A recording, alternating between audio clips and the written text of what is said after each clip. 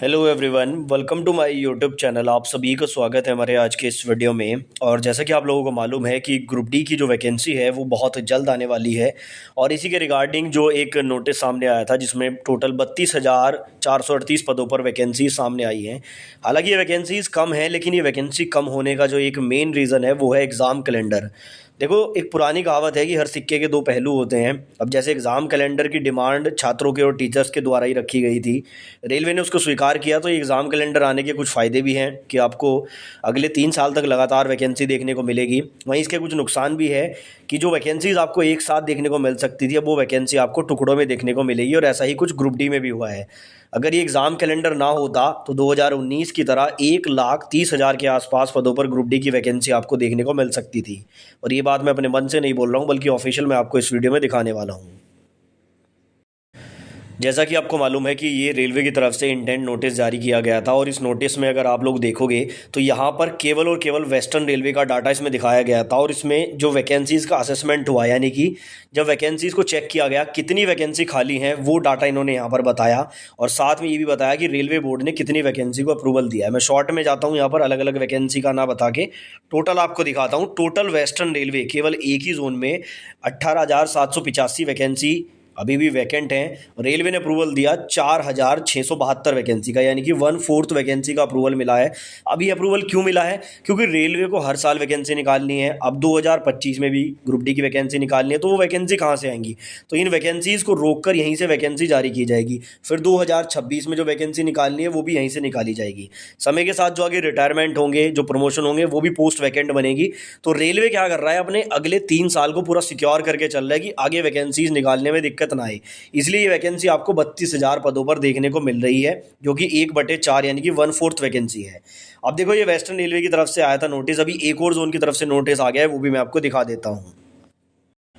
तो western railway के notice के बाद अभी आप लोग देखो, साउथ सेंट्रल रेलवे यानी कि जो आपका सिकंदराबाद का विजयवाड़ा डिवीज़न है, वहाँ से भी अपडेट आ चुका है। 20/12/2024 का अपडेट है। और जैसा कि मैंने आपको बताया था लास्ट वीडियो में भी कि रेलवे ने क्या करेगा, OIRMS पोर्टल पे जो वैकेंसी अपडेट हुई है वो जोन के पास जाएंगी, वहाँ से वेरीफाई होगी जितनी वैकेंसीज इन्होंने बताई है। तो वही यहाँ पर जो है, ये सिकंदराबाद में जब गया, अपडेट आ चुका है ऑफिशियल वेबसाइट पर। तो ये देखो आप लोग, यहाँ पर 19/12/2024 का अपडेट है, और ऊपर साउथ सेंट्रल रेलवे सिकंदराबाद का। तो यहाँ पर जो वैकेंसीज बताई गई कितनी वैकेंट है, 6,823 वैकेंसी जो है वैकेंट हैं। और बोर्ड ने जो अप्रूवल दिया है वो केवल 1,642 वैकेंसी को दिया है, यानी कि यहाँ भी लगभग 1/4 वैकेंसी का अप्रूवल मिला है। मिला क्यों है? कारण फिर से वही है, क्योंकि एग्जाम कैलेंडर को फॉलो करना है, हर साल वैकेंसी देनी है, तो इन्हीं वैकेंसी को टुकड़ों में करके दिया जाएगा। अब जैसे ये 32,000 के आसपास वैकेंसी निकलने वाली है, अगर ये एग्जाम कैलेंडर ना होता, यानी कि इसका 4 गुना, लगभग 1,30,000 के आसपास जो वैकेंसी हैं वो आपको देखने को मिलती है यहाँ पर।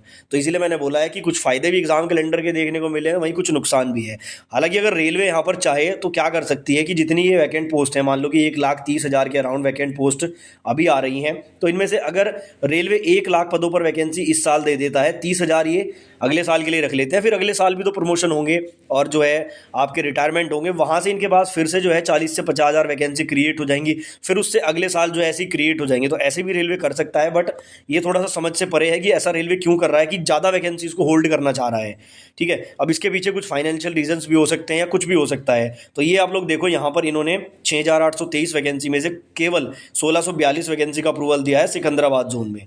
और यहाँ पर जो है आप देख सकते हैं कितनी कितनी वैकेंसी हैं, किस पोस्ट की, वर्कशॉप में कितनी वैकेंसी हैं, वो भी आप देख सकते हैं। अच्छा, एक और चीज़ यहाँ पर देखने को मिली है, 2018 में जो वैकेंसी आई थी, फिर 2019 में जो वैकेंसी आई थी, उसमें नंबर ऑफ पोस्ट बहुत ज़्यादा थी। आई थिंक 2018 में 28 तरह के पद थे, और जो है 2019 में भी कुछ ऐसे ही थे। लेकिन इस बार आप देखोगे बहुत सारी पोस्ट को खत्म कर दिया गया है। मेडिकल वाले डिपार्टमेंट की तो कोई पोस्ट ही नहीं आई है। मेडिकल डिपार्टमेंट की जो पोस्ट है वो 10th वालों के लिए होती, लेकिन यहाँ पर कोई पोस्ट मेडिकल डिपार्टमेंट की नहीं है, यानी कि वो भी प्राइवेट हाथों में जा चुका है। और भी कई तरह की जो पोस्ट हैं वो खत्म की गई हैं, और केवल 13 से 14 टाइप के जो पोस्ट हैं वो आपको यहाँ पर देखने को मिल रहे हैं। तो कहीं ना कहीं जो प्राइवेटाइजेशन है उसके कारण, एग्जाम कैलेंडर के कारण, रेलवे में ग्रुप डी की जो वैकेंसी है इस पर ये प्रभाव पड़ा है। बाकी आप इस बारे में क्या राय रखते हैं, कमेंट में जरूर बताएं। आगे क्या कोई स्टेप लेना चाहिए, क्या एक बड़ा ट्विटर कैंपेन होना चाहिए इसके रिगार्डिंग, कमेंट बॉक्स में अपनी राय जरूर दें।